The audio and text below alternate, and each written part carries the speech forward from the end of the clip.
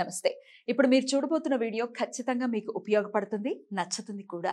మరి మీకు నచ్చిన విషయం నాకు తెలియాలి అంటే ఈ వీడియోని మీరు లైక్ చేయాలి, షేర్ చేయాలి, అలాగే మన ఛానల్‌ని సబ్స్క్రైబ్ చేయాలి. మీ సపోర్ట్‌ని నాకు అందిస్తారు కదూ! ఓకే. ఇప్పుడు వీడియోని స్టార్ట్ చేద్దాం. నమస్తే. Welcome to our channel. నేను పద్మిని. ప్రస్తుతంతో పాటు ఆస్ట్రాలజర్ అవినాష్ దాస్ ఉన్నారు. మాట్లాడదాం. అవినాష్ గారు నమస్తే అండి. నమస్కారం అండి. జీవితంలో రకరకాల ఇబ్బందులు ఎదురవుతూ ఉంటాయి. ప్రతి ఒక్క మనిషికి కూడా ఇబ్బందులు ఉంటాయి, సుఖాలు ఉంటాయి, సంతోషాలు ఉంటాయి. అయితే ఇప్పుడు ఇరుక్కున్నాము మేము ఈ పరిస్థితుల్లో అని కొంతమంది చెప్తుంటారు. అది ఏ సిచ్యువేషన్ అయినా అనుకోనివ్వండి. ఎవరికైనా డబ్బులు ఇచ్చి ఆ డబ్బులు మాకు తిరిగి రావట్లేదు, మేము ఇరుక్కున్నాం, మేము ఇంకొకరి దగ్గర నుంచి అడిగి తీసుకొచ్చి వాళ్ళ కోసం ఇచ్చాము ఏదో హెల్ప్ అని అంటే, వీళ్ళు ఇవ్వట్లేదు, మేము ఇవ్వాల్సి వస్తుంది. ఇట్లా ఇరుక్కునే పరిస్థితి ఉంటుంది.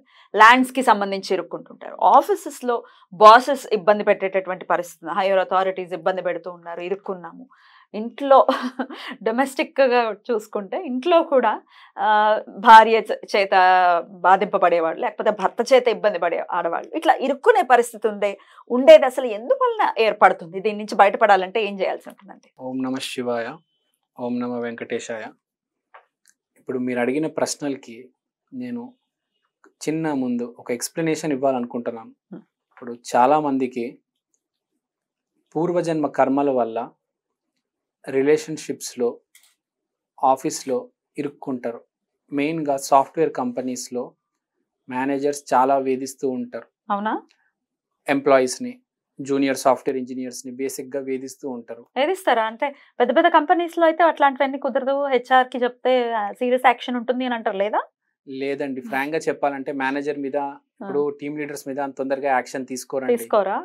అది నిజమే, మనకు తెలుసు. సాఫ్ట్వేర్ ఫీల్డ్ టచ్ కూడా ఉంది కాబట్టి యు నో ద బెటర్. మీరైనా ఏ ఆఫీస్ లో అయినా పై అధికారి మీద మీరు కంప్లైంట్ చేస్తే అంత ఈజీగా ఎవరు తీసుకోరండి, యాక్షన్ ఉండదు.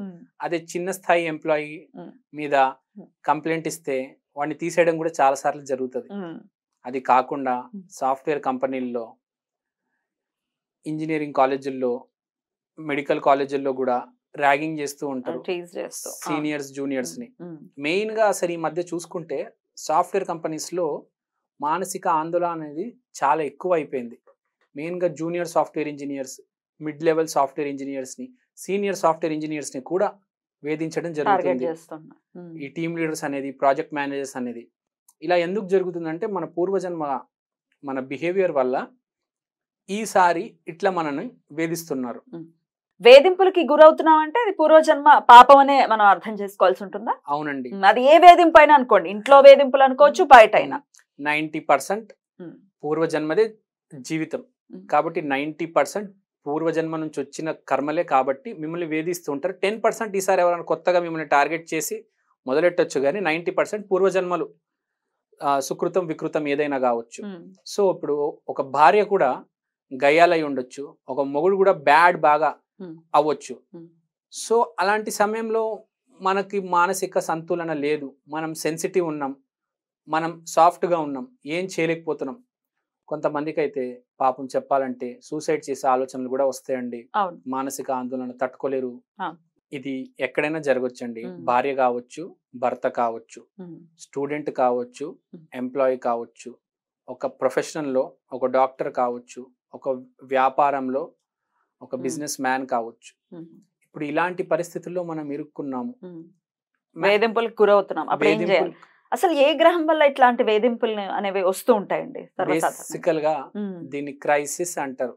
క్రైసిస్ కి కారకుడు రాహునే మాయావి. పూర్వజన్మ సీడ్ క్యారీ చేసేది అతనే.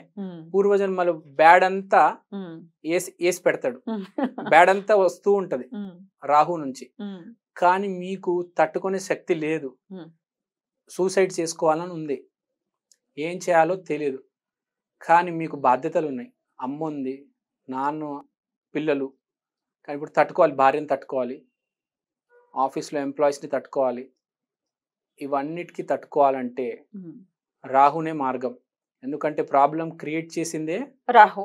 సో క్లియర్ చేయాల్సింది కూడా ఆయనేనా? క్లియర్ చేయాల్సింది కూడా ఆయననే. రైట్. ఇప్పుడు మన మార్గం ఏంటంటే, మీకు తెలిసింది లెడ్ బాల్ అంటారు. అంటే సీసంతో చేసిన బాల్ ని ఒక లాకెట్ వేసుకోండి,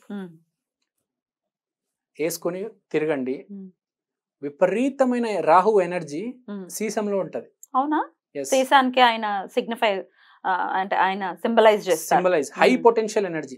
చాలా చోట్ల ఉంటాడు కానీ high potential concentrated energy lead ball లో ఉంటది. అది మీరు లాకెట్ వేసుకుంటే ద డెవిల్ ఈజ్ బ్యాక్. అంటే పూర్వజన్మలో మీరు ఎలా అయితే వేధించారో వాడే వచ్చేస్తాడు. ఈసారి మీరు అమాయకంగా పుట్టారు, మిమ్మల్ని అందరు వేధిస్తారు. కానీ ఆ పూర్వజన్మ నుంచి ఎవడైతే ఉన్నాడో డెవిలు వాడు మీలోకి మళ్ళీ ప్రవేశిస్తాడు. ఇప్పుడు ఏమవుతుందంటే మీరు ఆఫీస్లోకి వెళ్ళిన తర్వాత మీరు ఇంకా మిమ్మల్ని ఎవ్వరు వేధించలేరు, మీరు సమాధానాలు ఇవ్వగలుగుతారు, మిమ్మల్ని ఆఫీస్ నుంచి బయటికి కూడా గెంటేలేరు. పరిస్థితులు అలా వస్తాయి. మీ భార్య కావచ్చు, మీ భర్త కావచ్చు, మీ ఆఫీస్లో టీం లీడర్ కావచ్చు, ప్రాజెక్ట్ మేనేజర్ కావచ్చు, అందరు ఒకసారి ఆలోచిస్తారు మిమ్మల్ని ఏమైనా అనడానికి. ఎందుకంటే ఒకటేసారి రాము కాస్త రెమో అయిపోతాడు. ఎంతడాడైనా వేధిస్తే తిరగబడతాడండి. పిల్లని కూడా అంతే, రూమ్ లో కట్టేసి కొట్టేస్తే ఏమవుతుంది, పూల్ అయిపోతుంది కదా, పూల్ అయిపోతుంది అది. సో ఆ ట్రాన్సిషన్ అనేది జరుగుతుంది. ఈ లెడ్ బాల్ అనేది దొరుకుతాయా? లెడ్ బాల్స్ ఎట్లుంటాయి అసలు?